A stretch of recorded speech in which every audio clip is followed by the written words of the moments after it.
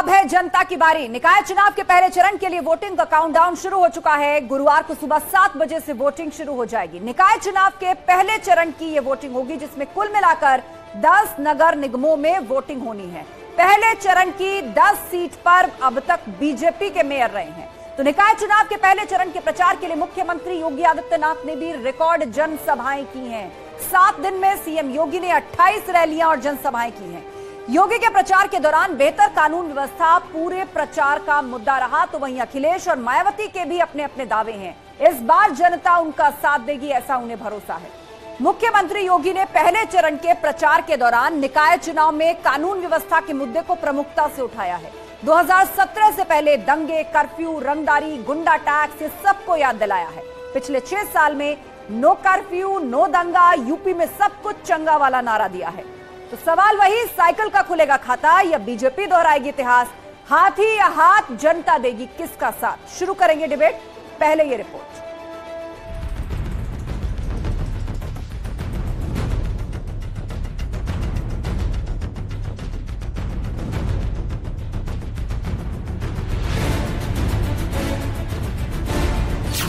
निकाय का पहला चरण, कल वोटिंग का रण। भारतीय जनता पार्टी हमेशा अपने काम के आधार पर, अपने कार्यकर्ताओं की मेहनत और संपर्क के आधार पर हम लोग चुनाव लड़ते हैं और हम अपने पूरे रिपोर्ट कार्ड के साथ जनता के बीच में गए। कितने लोग आपको मिलेंगे जो कह रहे हैं कि हमारे पास अभी तक पर्ची नहीं आई, और मैं सांसद होते हुए मैं आपसे कह रहा हूँ मेरे घर का अभी तक कोई वोट नहीं आया। माफिया पर प्रहार, बाबा का बुलडोजर तैयार। नो कर्फ्यू, नो दंगा, उत्तर प्रदेश में सब कुछ चंगा, और वो सिर्फ बुलडोजर नीति की वजह से हुआ। व्हील चेयर वाली ललकार, क्यों डरा मुख्तार? जो लोग पर्व और त्योहारों में उपद्रव पैदा करके यहाँ की कानून व्यवस्था को व्हील चेयर में लाने का काम करते थे, आज वे स्वयं व्हील चेयर में पड़े हुए हैं और सांस लेने के लिए तरस रहे हैं। शहर की सरकार, किसका दावा कितना दमदार? बेटियों की सुरक्षा का सवाल है। जहां रोज उत्पीड़न के मामले बढ़ रहे हैं उत्तर प्रदेश में, आए दिन कोई ना कोई घटना सुनने को मिलती है, तो इसमें सरकार का कोई भी ध्यान नहीं है। कानून व्यवस्था बिल्कुल ठप है। 5 साल पहले पूर्व सीएम आए होंगे यहाँ चुनाव लड़ने के लिए, अगर वो कभी बाई रोड आ जाएंगे तो आज आजमगढ़ को पहचान भी नहीं पाएंगे। मिट्टी में माफिया, जो बचे उसका होगा सफाया। ये वही प्रदेश है जहां पहले युवाओं के हाथों में कट्टा पकड़ाया जाता था, आज स्कूल और कॉलेज नियमित सत्र चला करके उन्हें कलम पकड़ाने का काम किया जा रहा है। भाइयों बहनों, बदलती हुई उत्तर प्रदेश की तस्वीर आप सबके सामने है।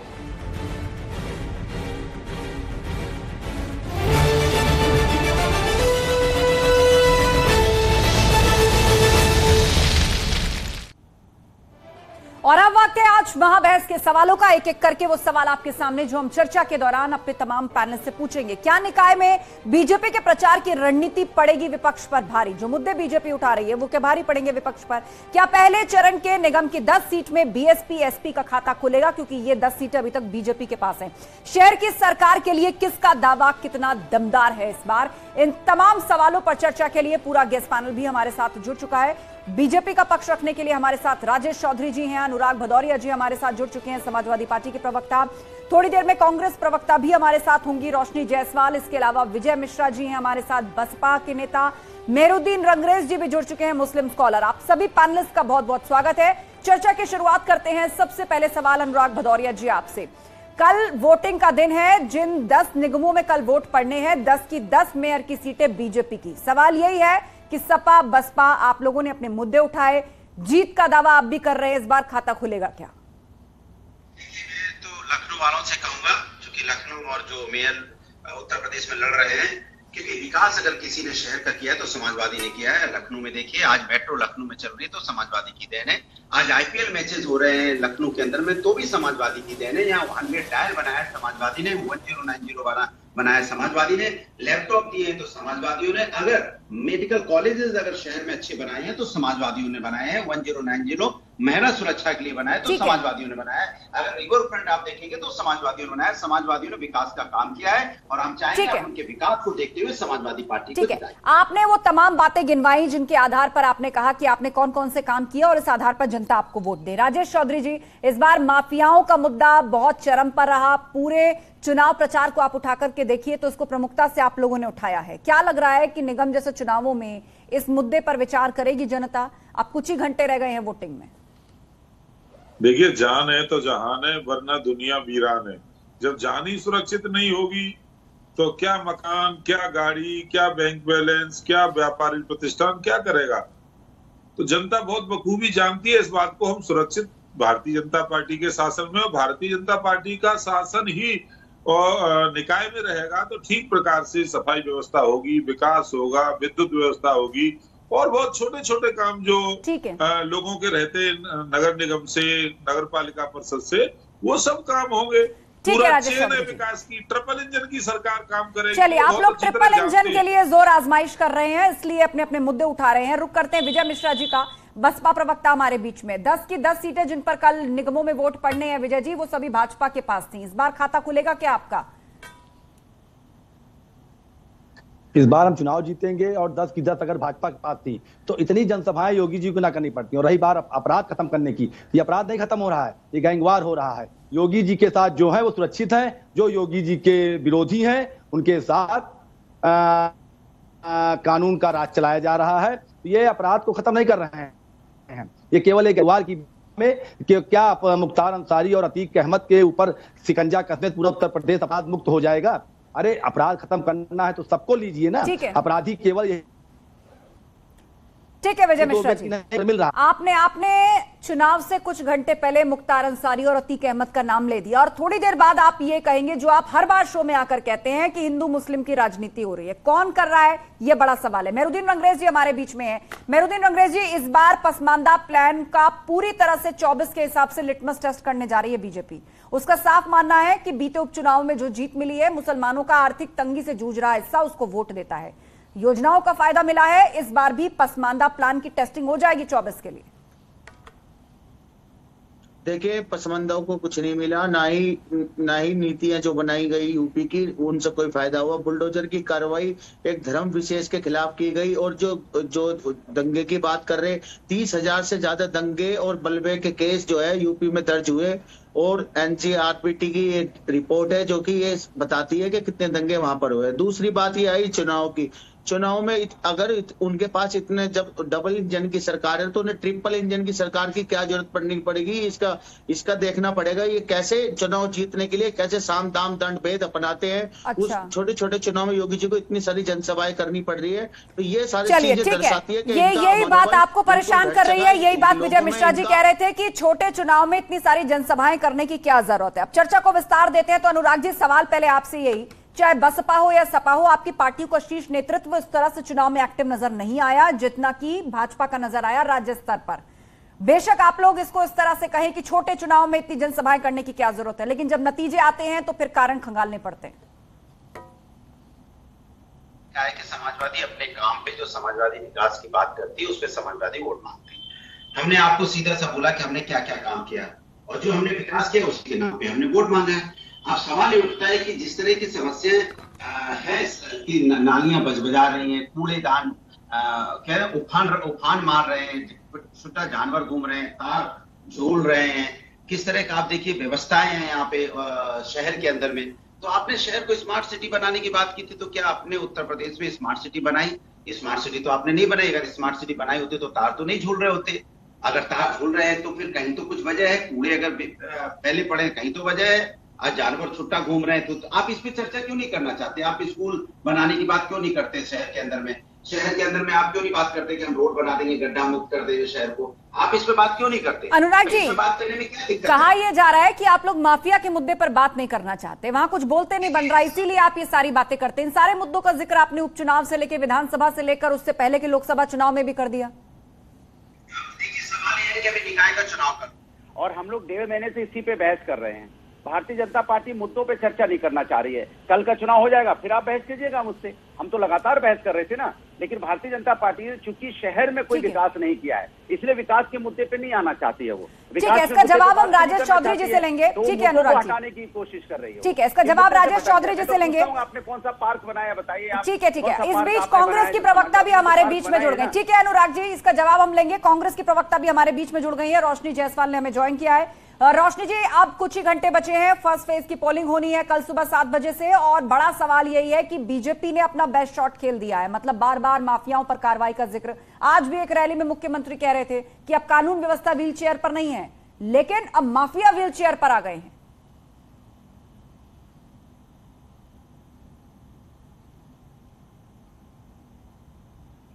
आपकी आवाज नहीं आ रही है रोशनी जी, एक बार यदि मेरी आवाज पहुंच रही है तो आप चेक कीजिए, ऑडियो शायद म्यूट रह गया आपका। चलिए ठीक है, चर्चा करेंगे हम उनसे, आगे बढ़ते हैं। राजेश चौधरी जी, सवाल ये उठाया जा रहा है कि असल मुद्दों पर, जो निकाय से जुड़े मुद्दे हैं, उस पर कुछ कहने से बच रहे हैं, इसीलिए इतनी सारी रैलियां मुख्यमंत्री को करनी पड़ रही हैं, और तो और माफियाओं का और अपराध नियंत्रण और कानून व्यवस्था जैसे जिक्र आपको करने पड़ रहे हैं। देखिए, जहां तक मुख्यमंत्री की सभाओं की बात है तो कोई भी नेता अपनी पार्टी के लिए करता है, वो उत्तर प्रदेश के मुख्यमंत्री हैं, पार्टी उनका कार्यक्रम लगाती है, नगर निगम में जाकर के वो सभा कर रहे हैं, ऐसा कौन सा अपराध कर रहे हैं? इनको लग रहा है कि मुख्यमंत्री जी घर में ही रहें, वो कार्यक्रम ना करें। अरे इनके अखिलेश यादव जी को कोई स्वीकार नहीं करता तो हमारा दोस्त थोड़े ना है। लाखों लाख लोग आ रहे हैं उनकी सभाओं में, अपनी बात कह रहे हैं। और जहां तक रही नगर निगमों की बात, आप देखिए, स्मार्ट सिटी बनाने का काम उत्तर प्रदेश सरकार कर रही है। मैंने पहले भी कई बार कहा है, 2017 से पहले 67वें स्थान पर कोई भी महानगर आता था उत्तर प्रदेश का, और आज देश के जितने टॉप 10 महानगर हैं जो ये मानक में आते हैं, उनमें 4 उत्तर प्रदेश के हैं। अगले हम काम कर रहे हैं, हम सीवेज की व्यवस्था प्रॉपर कर रहे हैं, प्रकाश की व्यवस्था प्रॉपर कर रहे हैं, रोड बनाने का काम कर रहे हैं, व्यवस्थित रूप से कॉलोनी बसाने का काम कर रहे हैं। हम कच्ची कॉलोनी या ये अवैध रूप से जो कॉलोनियां बसती हैं उन सब पर रोक लगाने का काम कर रहे हैं। उसी का परिणाम है कि 2012 में भी हम जीते, 2017 में भी जीते, 2023 में भी हम जीतेंगे। ठीक है, मैं विजय मिश्रा जी को लेकर आना चाहूंगी। ठीक है, विजय मिश्रा जी को लेकर आना चाहूंगी। विजय मिश्रा जी, ये बताइए, उनका तो साफ कहना है, उनकी पार्टी का जो प्रमुख चेहरा है वो क्यों ना चुनाव प्रचार करे? काम यदि किया है तो घर घर जाकर या इस स्तर तक बात पहुंचाने में हर्जी क्या है? आपकी पार्टी का शीर्ष नेतृत्व नहीं कर रहा तो वो तो कह रहे हैं, लग रहा है स्वीकार्यता नहीं है आपके नेताओं की। आस्था जी, मुख्यमंत्री जी जहां जाते हैं पूरी सरकारी मशीनरी उनके साजो सज्जा में लग जाती है। क्या नई बात है इसमें विजय मिश्रा जी? ये तो पूर्व में भी होता है, प्रदेश की जनता ने हर सरकार में देखा है। मैं हमारी बात पूरी होने दीजिए। हाँ, पूरी कीजिए आप, लेकिन ये कोई नई बात नहीं है जो आप कह रहे हैं। हाँ, शहर जाम हो जाता है, गरीबों की दुकानें हटा दी जाती हैं, लोगों का आना जाना बाधित होता है। तो इस तरह अगर मुख्यमंत्री महोदय जिस जिले में जाते हैं जिस दिन, उस दिन पूरा जिला कर्फ्यू हो जाता है। और अभी आपके चौधरी साहब ने कहा कि स्वच्छता, अगर मैं बोलूं, आज भी खबर छपती है आप सबके अखबार में, न्यूज में, कि शौच के लिए महिला गई, उसके साथ हुई छेड़खानी। अगर इनका शौचालय घर घर बना होता तो शौच के लिए महिलाएं बाहर क्यों जाती? नगर निकाय, नगर पालिका में ये ओडीएफ जिला करते हैं, उसके बाद भी आप शाम को निकलिए तो जो पगडंडियां हैं, रोड हैं, लोग आपको मिल जाएंगे वहां। ये कहाँ काम किए? इन्होंने काम किया है केवल जो मुख्य चौराहे इनके हैं, जिला अधिकारी आवास जो है, पुलिस अधीक्षक का आवास जो है, जहां पे मुख्यमंत्री आवास है, मंत्री रहते हैं, उसको आप छोड़ दीजिए। उसके बाद आपको गंदगी का अंबार, जल भराव, बजाती नालियां, उखड़ी सड़कें, ये केवल गलियों कूचों तक, मोहल्लों तक काम नहीं हुआ है। बाहर बाहर के चौराहे ठीक कर दिए गए या थोड़े सजा दिए गए। देखिए, आज किसी गली में आप जाइए, प्रॉपर सीसी रोड मिलेगा आपको, प्रॉपर सफाई मिलेगी आपको, विद्युत की व्यवस्था मिलेगी, पीने के पानी की व्यवस्था मिलेगी, और घर घर से कूड़ा उठाने के लिए महानगरों में सरकार ने व्यवस्था की है। दरवाजे पर जाकर के गाना बजाता हुआ जाता है वाहन नगर निगम का, और कूड़ा पूरा डस्टबिन उठा लाता है। ऐसी व्यवस्था नहीं थी पहले। इतना सब व्यवस्थित किया है कि ये तो बर्बाद करके गए थे। समाजवादी पार्टी की भी सरकार रही थी, जब ये अच्छा काम कर रहे थे तो क्यों हार गए थे? मैं पूछना चाह रहा हूँ। 12 भी आ रहे, 17 भी आ रहे, और हम लगातार जीत रहे हैं, इसका मतलब अच्छा काम कर रहे हैं। हमें इनके प्रमाण पत्र की आवश्यकता नहीं है, जनता के प्रमाण पत्र की आवश्यकता है। अनुराग भदौरिया, 13 मई को निकल करके आ जाएगा। पूर्व में हुई जीत से कहा जा रहा है कि जनता तो हमें स्वीकार करती आ रही है, ऐसे में आप लोग सर्टिफिकेट दे रहे हैं कि काम नहीं हो रहे। मैंने बोला चुनाव जीतना कोई भी जीता है, लेकिन विकास की राजनीति कौन कर रहा है? और मेरा तो मकसद यही है, समाजवादी पार्टी का डायलॉग यही कि काम बोलता है। हम जनता को किसी प्रकार का धोखे में नहीं रखते, ना उनको झूठे वादे करते हैं। हम जनता से जो कहते हो हम करके दिखाते हैं। हमने बोला था मेट्रो बनाएंगे तो हमने मेट्रो बनाई। हमने बोला था हम यहाँ पार्क बनाएंगे तो जेनेसिस पार्क इतना बड़ा पार्क बनाया। हमने बोला था स्टेडियम बनाएंगे तो हमने स्टेडियम बनाया। हमने बोला था 1090 बनाएंगे तो हमने बनाया। हमने कहा था यहाँ पे हम आएंगे रिवर फ्रंट बनाएंगे तो हमने बनाया। हमने बोला था कि अगर हम बच्चों को उन्नति के लिए लैपटॉप देंगे तो देंगे। मेडिकल कॉलेज बनाने की बात की तो की मैंने शहरों में। हम समाजवादी लोग तो स्मार्ट सिटी भी बनाई और स्मार्ट विलेज भी बनाए। लेकिन भारतीय जनता पार्टी विकास पे राजनीति क्यों नहीं करना चाह रही है? अब मैं बार बार इस पे जोर दे रहा हूँ, नगर निकाय का चुनाव है, आप नालियों पे चर्चा नहीं करना चाहते, आप रोड पे शहर की चर्चा नहीं करना चाहते, आप बिजली खंभे के तार की चर्चा नहीं करना चाहते, आप छुट्टा जानवरों को जो घूम रहे हैं उनके ऊपर चर्चा नहीं करना चाहते, आप यहाँ पे जो प्राइमरी स्कूल शहरों में होने चाहिए, अच्छे स्कूल होने चाहिए, उस पर चर्चा नहीं करना चाहते, आप यहाँ पे आपने पार्क अच्छे बनने चाहिए बच्चों को खेलने के लिए, उस पर चर्चा नहीं करना चाहते। बच्चों के लिए हर मोहल्ले में एक यहाँ मोबाइल मेडिकल फैसिलिटी हो चुकी है। आप जानते हो यहाँ सीनियर सिटीजन रहते हैं तो एक मोबाइल मेडिकल फैसिलिटी हो जो हमेशा से मांग कर रहे हैं, वो उस पर आप चर्चा नहीं करना चाहते। छोटे बच्चों के पार्क खेलने के लिए व्यवस्था हो, छोटे ग्राउंड हो, उस पर आप चर्चा नहीं करना चाहते। तो आप किस पे चर्चा करना चाहते हो? भाई बच्चों के लिए तो हम सब क्यों करते हैं? सब अपने समाज के विकास के लिए ना, बच्चों का भविष्य अच्छा हो। अब बच्चों का खेलने का ग्राउंड ही नहीं होगा तो बच्चों का बताइए कहाँ पे खेलेंगे? मैं आपसे पूछना चाहता हूँ। अगर यहाँ पे मोहल्ले में मेडिकल फैसिलिटी नहीं होगी तो सीनियर जो सिटीजन है वो कहाँ पे अपना दिखाने के लिए जाएंगे? आप बता दीजिए, कैसे जाएंगे आप बता दीजिए। ये सवाल जो आपने उठाया इसका जवाब देंगे राजेश चौधरी जी, लेकिन रोशनी जायसवाल कनेक्ट हो गई हैं, कांग्रेस की प्रवक्ता। रोशनी जी, आवाज आप तक पहुंच रही है उम्मीद है मेरी? हाँ जी, आ रही। हाँ, तो सवाल यही, अब कुछ ही घंटे रह गए हैं वोटिंग के लिए, मुद्दे सबके स्पष्ट हैं। किसी ने नालियां, चौराहे, तार, इन सबको मुद्दा बनाया है, तो कहीं ट्रिपल इंजन की बात हो रही है, तो कहीं कहा जा रहा है कि हिंदू मुस्लिम कार्ड खेला जा रहा है। कांग्रेस पार्टी ना तो प्रचार में उस तरह से कहीं एक्टिव नजर आई है, ना आप लोग मुद्दा क्या उठाना चाहते हैं ये जनता को क्लियर हो पा रहा है। लग ही नहीं रहा कि आप चुनावी मैदान में भी हैं। भाजपा अपना बेस्ट शॉट दे रही है ये नहीं कहा जा सकता है।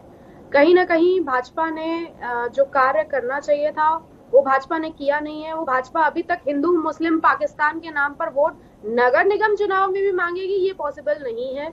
जनता अब समझ चुकी है, जनता को चाहिए विकास।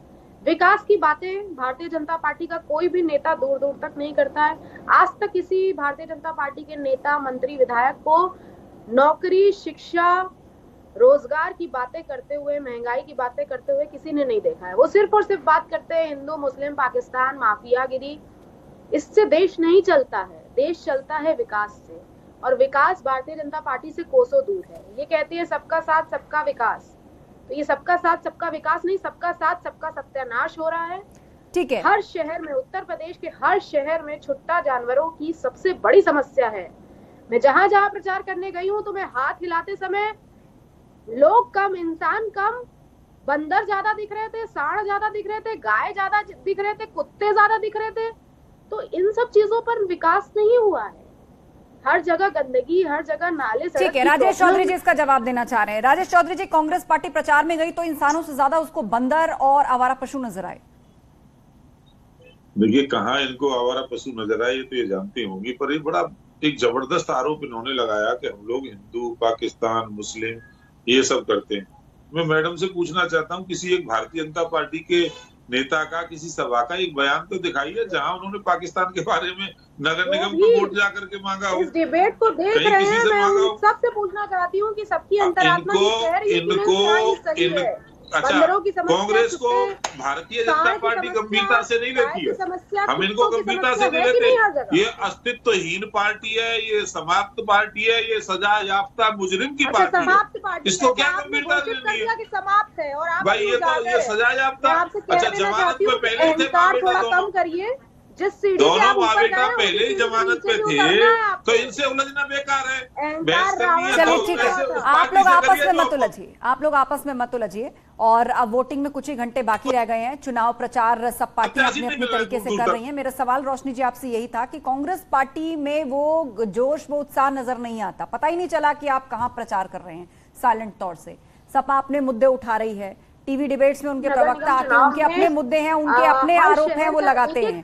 बीजेपी अपने मुद्दे आगे रखती है, काम आगे रखती है, माफियाओं की बात करती है, अपराध नियंत्रण की बात करती है, लेकिन कांग्रेस पार्टी तो कहीं है ही नहीं, प्रचार में कहीं नजर ही नहीं आती। कांग्रेस पार्टी का हर पार्षद, हर शहर का एक एक पार्षद अपने क्षेत्र में जाके जनता के बीच, आज से नहीं है, पिछले 5 सालों से है। कोरोना का समय हो चाहे कोई भी समय हो, जब भारतीय जनता पार्टी के नेता अपने घर में दुबक के बैठे थे, तब कांग्रेस पार्टी के कार्यकर्ता ही जन जन तक। चलिए, कौन घर में दुबका था, कौन लोगों के बीच में पहुंचा था, ये जनता तय करेगी। अब बस कुछ ही घंटे का वक्त है, फर्स्ट फेज की पोलिंग होने जा रही है कल उत्तर प्रदेश में निकाय चुनाव के लिए। मेहरुद्दीन रंगरेज जी हमारे साथ जुड़े हैं। मेहरुद्दीन रंगरेज जी, आप ये दावा कर रहे थे कि पसमानदाओं को कोई फायदा नहीं हुआ, उनकी कोई स्थिति नहीं सुधरी, उन्हें कोई योजना नहीं मिली, लेकिन सरकार तो दावा करती है कि हमने जाति धर्म से ऊपर उठकर अपने ये तमाम योजनाओं का लाभ दिया है। आज अगर राशन बट रहा है या अन्न बट रहा है, तो वो कोई किसी का पहचान पत्र देख के थोड़ी तय होता है कि वो कौन से धर्म या जाति से है। वो नागरिक है, वो जरूरतमंद है, उसकी आर्थिक स्थिति खराब है तो उसको दिया जाता है। देखिए आस्था जी, मैं कह रहा हूँ, अब मैं चौधरी साहब से पूछना चाहता हूँ जो बीजेपी के प्रवक्ता हैं। जब योगी जी सरकार में आए थे, उन्होंने कहा था हम 100 दिन में गड्ढा मुक्त कर देंगे यूपी को। क्या गड्ढा मुक्त हुई? यूपी गड्ढा मुक्त नहीं हुई। दूसरा, ये कभी भी विकास की बात नहीं करते, ना विकास पे ये वोट मांगते। ये हमेशा योगी जी की जितनी भी सभाएं हुई हैं, सब में एक ही बात दोहराई गई, हमने गुंडों को ठीक कर दिया। क्या अतीक और मुख्तार अंसारी को ठीक करने से क्या पूरी यूपी के इतने 100-150 जो गुंडे हैं वो सारे गुंडा खत्म हो गए गुंडे? तो ये सब चीजें दर्शाती है कि किसी तरीके से ध्रुवीकरण की राजनीति कैसे की जा रही है। 80-20 की बात जो अभी आप कह रही थी कि आप रोशनी जी से पूछ रही थी प्रवक्ता से कि आप बताइए कौन से उनके बयान है। मैं बताता हूँ 80-20 की बात किसने की थी? शमशान कब्रिस्तान की बात कितने की थी? बताइए, कपड़ों से पहचानने की बात किसने की थी? ये लोग कभी भी विकास पे बात नहीं करते, ये हमेशा पोलराइज करते हैं और हिंदू मुसलमान के बीच में किसी तरीके से। अब देख लिए बजरंग बली और बजरंग दल पर बात आ रही है, तो बजरंग बली और बजरंग दल में कितना फर्क है? तो ये बजरंग बली में उसमें कह रहे हैं कि बजरंग बली पे जो है ताला लग जाएगा, क्या मंदिर में कभी ताला लग सकता है हिंदुस्तान में? जिनकी सीखों को आगे बढ़ाने के लिए गठन हुआ था, कुछ लोगों पर आरोप हो सकते हैं, कुछ लोग संलिप्त हो सकते हैं, लेकिन उसके लिए आप पूरे संगठन को तो दहशतगर्द की तरह पोर्ट्रे नहीं करने लग जाएंगे ना मेहरुद्दीन जी। और ये बात तो कांग्रेस पार्टी ने की। आप खुलकर कहिए ना कि वहां भी तुष्टिकरण हुआ। कर्नाटक में चुनाव जीतने के लिए वहां भी तुष्टिकरण का तरीका है, आप कहिए ना। कांग्रेस पर आप चुप्पी साध रहे हैं। सब में इन्वॉल्वमेंट जो है बजरंग दल का, अगर आज उसको बैन किया जा रहा है, अगर कांग्रेस, लेकिन फिर भी आप उसको पीएफआई के पैरेलल कैसे रख सकते हैं मेहरुद्दीन जी? और आप कुतर्क पे कुतर्क करेंगे और मैं सुनती रहूंगी आपकी बात। बजरंग दल और पीएफआई बराबर कैसे हो जाएंगे? माना किसी संगठन से कुछ लोग उत्पाती होते हैं, उनके ऊपर आरोप लगे या उनको चलिए उन पर एफआईआर हुई, लेकिन आप पूरे संगठन को दहशतगर्द तो नहीं कह सकते ना। उत्तर प्रदेश के चुनाव में इसकी बात मत करिए। आप पसमानदाओं पे सवाल पूछा है, जवाब है आपके पास। क्यों जीत गई आजमगढ़ में बीजेपी? क्यों जीत गई रामपुर में बीजेपी? जवाब है आपके पास। अरे तो वोट से जीत, अरे सुनिए, वहां पे कैसे वहां कहते थे कि बेईमानी हुई थी, वोट नहीं डालने दिया। डिबेट्स में उल जरूर बातें करेंगे आप, पूरा खेल किया। और आपको लगता है कि सारे मुसलमान आपकी सुनते हैं? मुसलमानों को ठेकेदार हैं आप मुस्लिमों के, कुछ भी कहेंगे यहाँ बैठ के। मुसलमानों को वोट नहीं डालने दिया यूपी में, और मैं कह रहा हूँ कल भी नहीं तो क्या आजमगढ़ और रामपुर में सारे हिंदुओं ने वोट डाला था? आजमगढ़ और रामपुर में सारे हिंदुओं ने वोट डाला था मेहरुद्दीन जी? बिल्कुल, मुसलमानों को, अब मुसलमानों से अधिकार को रोका गया, उनकी वोट का, उनके वहां पे कर्फ्यू जैसा माहौल बना दिया गया, घर से निकलने नहीं दिया। तो ये सब चीजें दर्शाती है कैसे वहां पर गुंडा राज चल रहा है। मैं तो मांग करता हूँ यूपी में राष्ट्रपति शासन लगना चाहिए, जहां पर खुलेआम लोगों की हत्या कर देते हैं, खुलेआम बलात्कार करते हैं, और उनको सरकारें उनका महिमा मंडन करती है। आस्था जी, आज उनके ऊपर है, कल ये आज हमारे और आपके बीच में भी आ सकती है, तो आपको भी हमारा साथ देना चाहिए। स्टूडियो में बैठ करके दहशत का माहौल ना बनाइए, आप स्टूडियो में बैठकर दहशत का माहौल ना बनाइए। जरा सोचिए विचारिए कि मुसलमानों का आर्थिक तंगी से जूझ रहा हिस्सा क्यों अपने आप को शिफ्ट कर रहा है, क्यों अपने आप को शिफ्ट कर रहा है? जो पार्टियां गढ़ कहा करती थी, इसी वोट बैंक को समझा करती थी जिसके बूते ये गढ़ है, आज वो उनके हाथ से क्यों खिसक रहा है? सोचिए, विचार करिए, आप तब बोलिए। राजेश चौधरी दिया जाएगा।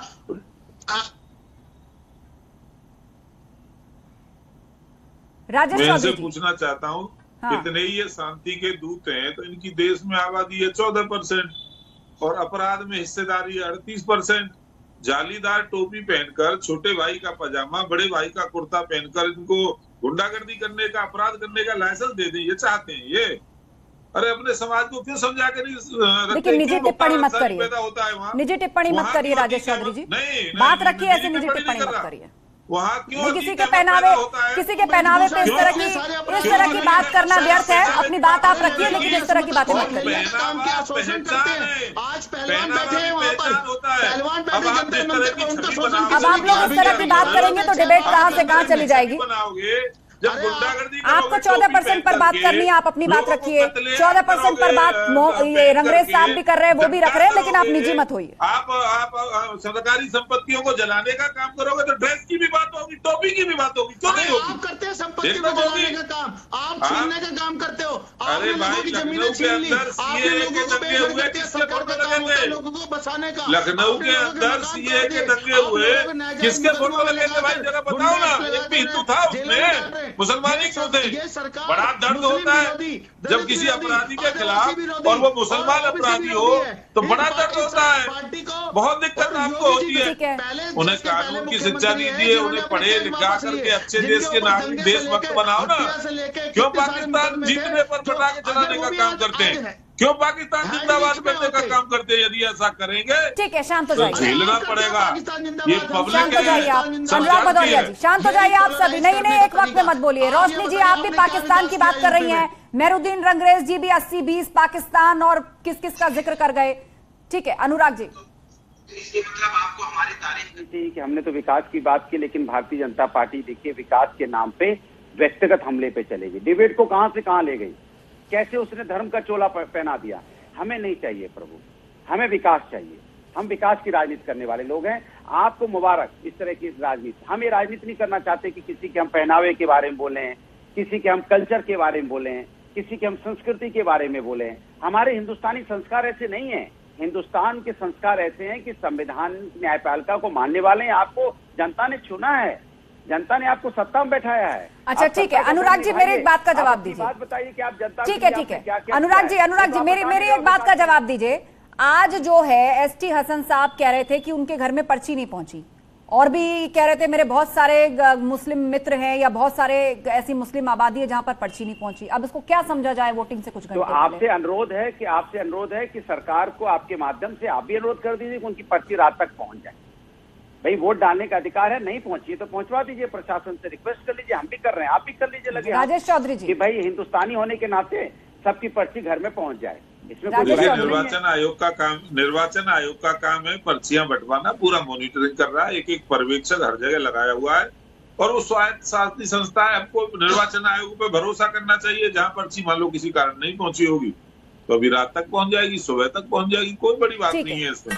ये आयोग बड़े ठीक ढंग से इस काम को कर रहा है। चलिए ठीक है, अब कुछ ही घंटे रह गए हैं। तमाम पॉलिटिकल पार्टीज ने भी चुनाव प्रचार करके फर्स्ट फेज के लिए अपने अपने मुद्दों को सामने रखा है, और आज भी डिबेट के दौरान उन मुद्दों पर हमने चर्चा की। आप सभी पैनलिस्ट का शुक्रिया इस चर्चा में शामिल होने के लिए।